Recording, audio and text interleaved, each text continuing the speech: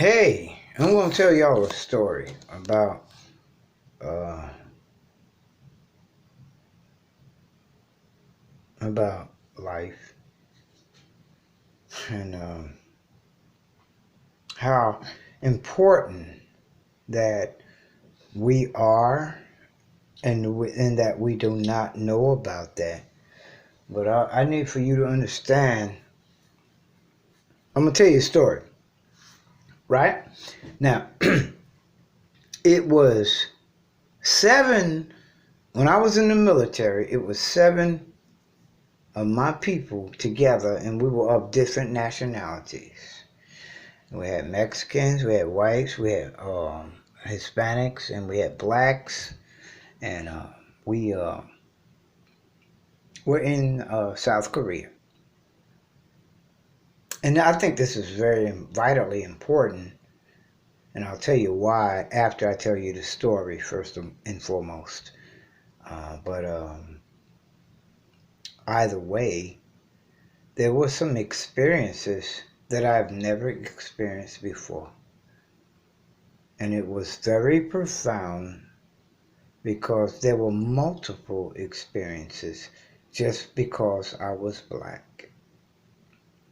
And you would never, ever know about this or recognize this unless you went to another country in order to understand the profoundness of just being black. And even to the smallest ones over there. Now, first and foremost, when we were my group that I was in. I'm going to tell you the story and I'm going to make it quick. But when we were, and I think it's vitally important for y'all to hear this, but when we were venturing the neighborhood over there and everything, and I had teeth in my mouth, by the way. I did have teeth. I was never always like this, and I can eat and stuff like that, like that. That's that's that's neither here nor there. I just wanted to mention that in case y'all looking and shit. You may be looking and saying, "Well, he ain't got no teeth in his head," but I'm here to tell you. But anyway, let me get back to the story. One part of the story was that in my group of people, my friends of the military, we were out of town in a suburban area. We were out of town, just having fun and drinking and stuff like that. We were all young and we were in our 20s and stuff like that, right? And I wanted to share this story to you because it's very profound. How we are perceived by other nations and nationalities of people. And a lot of people are unexpected of this until they go over there for themselves. But I was there. And so I was in South Korea, Seoul. And in Seoul,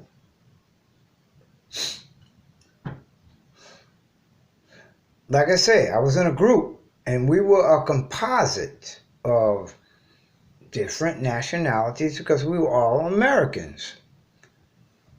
And I thought this was important to say because we were all from different places. You had Mexicans in our group, you had white people in our group, you had black people in our group, and you had white and others. But let me say this first of all. Over there, some certain rural countries or rural areas over there, they did not have TVs or radios. So the fascinating thing about that and the experience that I experienced was very tremendous. Because as much as we affected them, they affected us. I had we was downtown Gwangju, Korea, South Korea, Gwangju, South Korea, and we was in a rural area, and amongst us, because I got to say it real fast because I may get cut off, but and I'll put the other half on there. But amongst us, there was a dark-skinned black man. I'm a black man, but there was a black man amongst us in our group. I mean, black like a goddamn tire. You know, you can drive on this motherfucker. That kind of black. That's what I'm talking about. And anyway, and even though they didn't have TVs and radios and stuff of that nature, and like they were from a rural area and everything, they saw this black man. And they saw me too. But there were other black men in the group, but that didn't take heed to them. They was like, hey, shit, yeah, he all right. You know, I don't know what they was thinking, but he ain't that black. But when they saw the friend of ours, they said, that nigga black. That is something we have never seen. And you know, he was from Michigan. And you know, I thought about that shit. I said to myself, yeah, he is black. That is a black motherfucker. And I'll tell you something, I'm surprised to see a nigga that goddamn black. He was a black motherfucker. But for them, over there, that's like a god, man. We was over there, these people was touching his skin. They wanted to grab him. They wanted to eat, feed him and all it is. They wanted to share what they had with him, clothes and all this. I said, man, you're a millionaire right over here, man. You need to stay over here in this country right here, because right now you are God. Because they never saw a black man like that. And I was on their side. I was like, yeah, I can understand what y'all's feeling about that. Because, and I'm not being funny, because he was black as a damn tire. He was a funny looking black guy. You know, he was black as a damn, what they call them tires, man? A goddamn tire stone, a firestone. That's what it was. He was black as that. And anyways, he was a good guy, but he had a big ass head. Right? He had a big ass head, so even that was a portrayal of their amazement. Now, I forgot his name, but that's not important at this moment. But I did forget his name, but he was a good guy. But he was black. When I say black man, he was a black man. A black man. And so they pursued him as such. And they gave him flowers in the front of the storefronts where we were at. And they praised him. And I thought this was amazing, you know. Let alone that, me and my boy, Hispanic guy, he was an Indian guy. We got on the train, and we were taking a trip. We were on a day off, and we were taking a trip. And this was another instance of being black, and how people perceive you in other countries as being black. Do you know how powerful we are? I'm going to tell you how powerful we were. Well, I was on the train over there in Korea, and it was this baby, a baby. I think she was like 2 or 3 years old. And she was riding on the train with us, with her mother. on the opposite side of us. Okay, and me and my boy, we had been drinking. I'm telling you the truth right now. Right? These are the experiences that black people go through. But that's what I'm trying to portray here to you right today, right now. And I need for y'all to understand what we go through and how people perceive us to be. And this is a baby, right? A baby, right? And during that time, I did have teeth, as I told you once before. I did have teeth and I could eat. But her mother was a nice looking woman. I ain't gonna lie. She was sitting across from me, and I'm in the aisle, and my boy is sitting near the window, and she was a nice looking Korean woman, very nice, like that, right? I wasn't after nobody because we were drinking, we was having fun, we didn't give a daggone. But her baby was peering on that side, peering at me, because she knew that was a light-skinned nigga over there by the window, but she has never, ever peered upon a man of my color. And I ain't black like that other nigga was, but the baby never saw that. The baby was like, my God up in heaven, what the hell? We need to clean this nigga up. This nigga dirty. He got all this shit over him. So I'm thinking that's what she's thinking, right? So anyways, the baby gets beyond her mother and stands up in the aisle, right? In the middle of the aisle and peering up at me. I'm like, what the hell is going on? I can't even get it. I can't even have a decent drink. Trying to mind my own damn business, and this baby standing right there looking up at me. The hell's going on? Leave me alone. Hell, I'm on a weekend. Alright, I got a weekend pass. Leave me alone, girl. The baby is, like I said, ain't but 2 to 3 years old. And that baby has never seen a black man before in her life. Right? Her mother could speak some kind of English.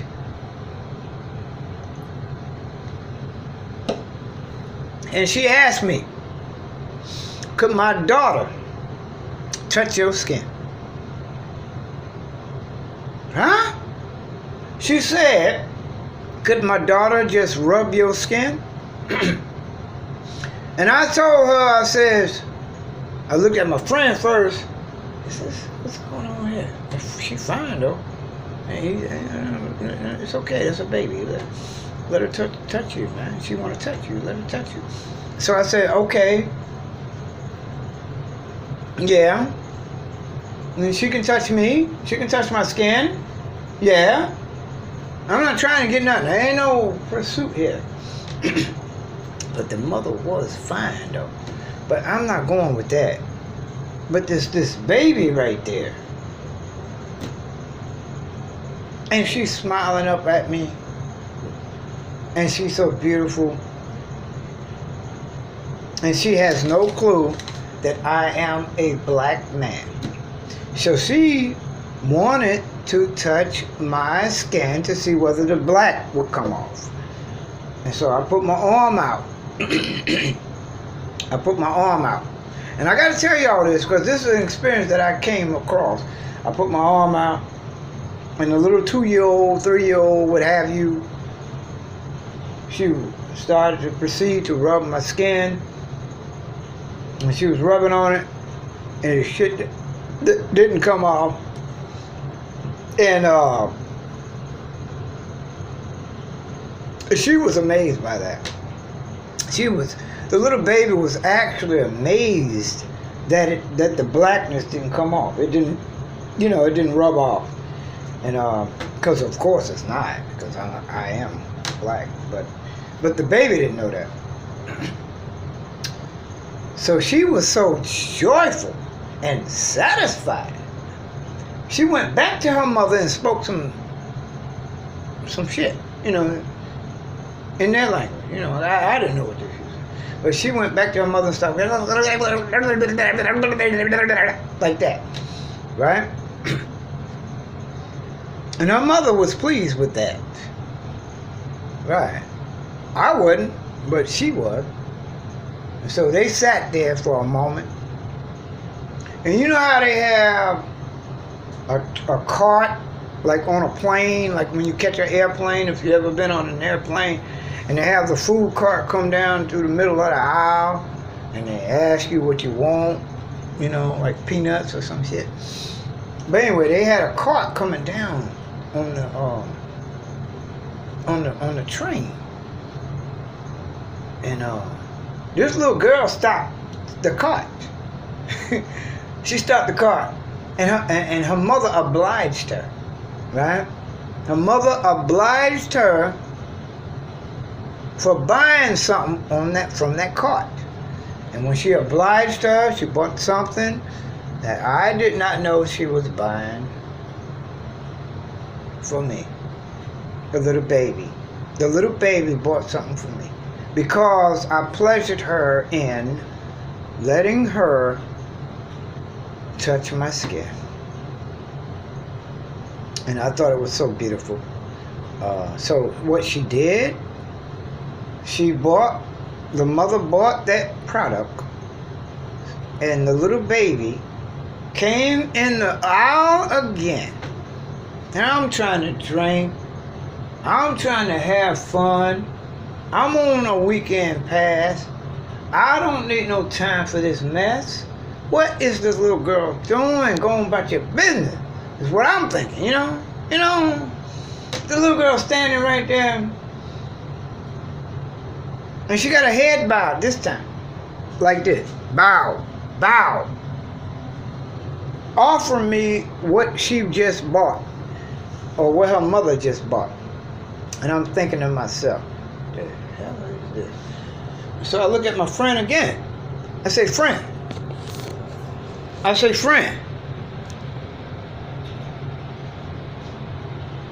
What's going on now? I didn't do what I was supposed to do. Now I got to do something else? She said she bound. The train is still moving. The train is still going on now. We on a train, not a goddamn bus. On a train. The girl standing in the middle of the goddamn aisle. I say, okay, all right. I don't know what this is because it was something I couldn't read. It's because it was in Korean. I can't read no goddamn Korean, but I can speak it. So she offered me that, and she said, chameo, whatever the fuck. I can't do that shit. I mean, that was thank you or you're welcome or some shit. So I accepted it, right? So when I accepted it, I said, 안녕히가세요. And she was so pleased. She gave me the biggest smile. And that pleased me when she smiled at me.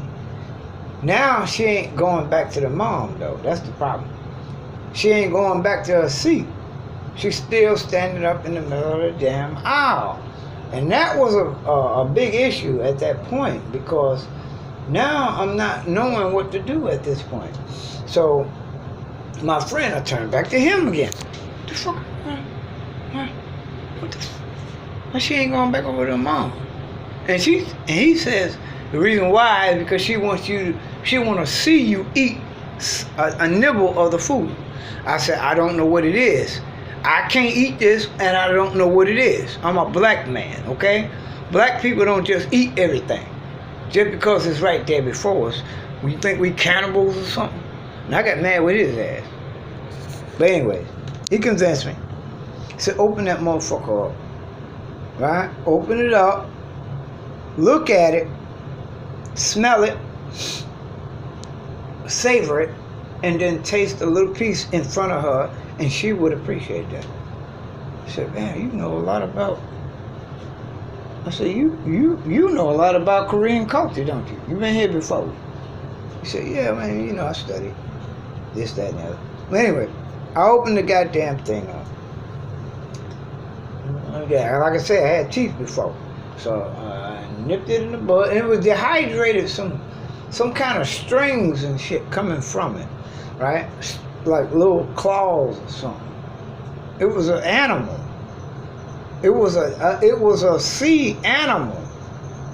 The little girl is the one that gave me the motherfucker. So I'm like tasting some of the tentacles. I think it was an octopus. That's what it was, an octopus. And so I like suck on and bite into it and chew it and take a piece of it off.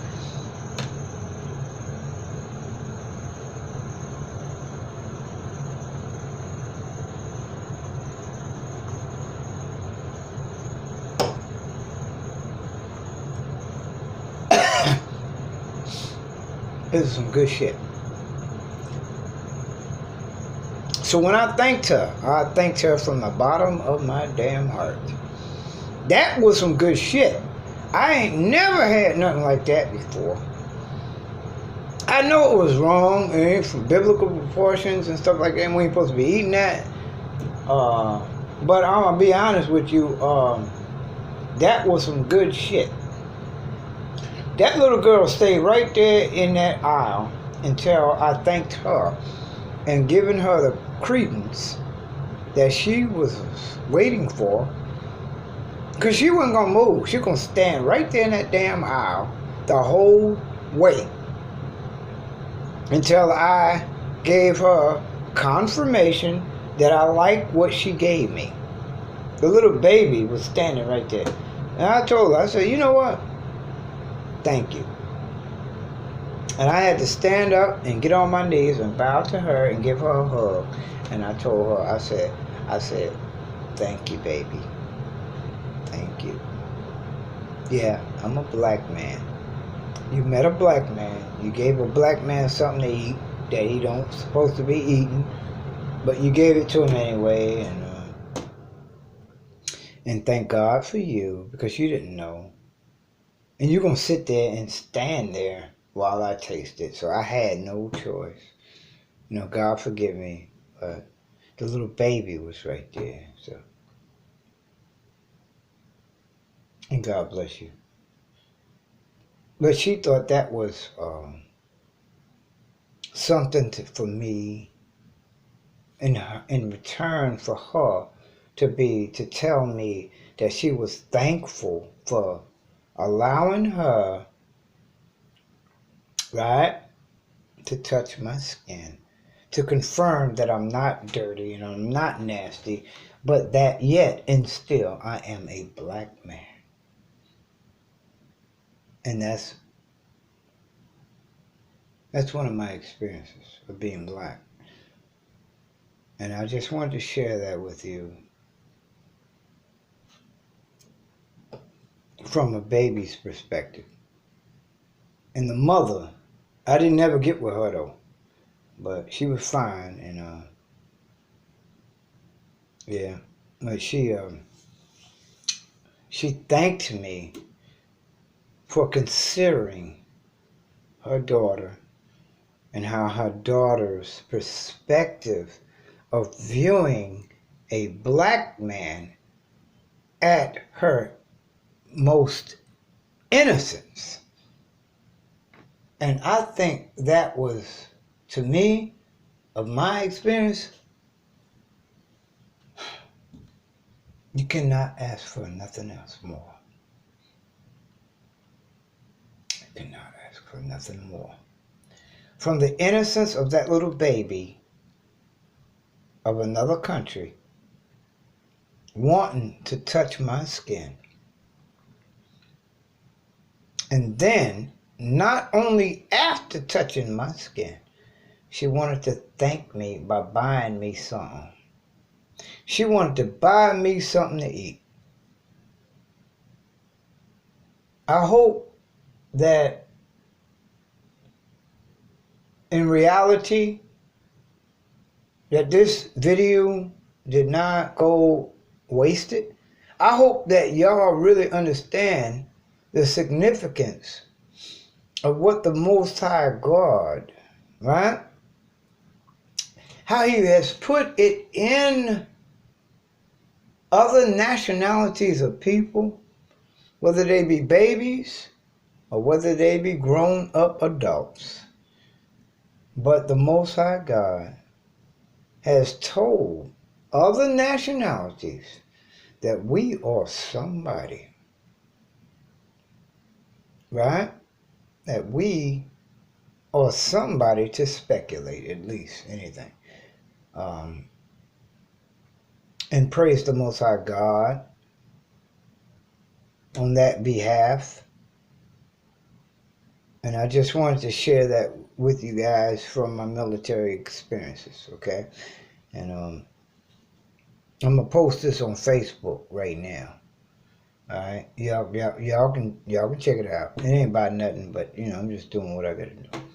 I love you. Peace.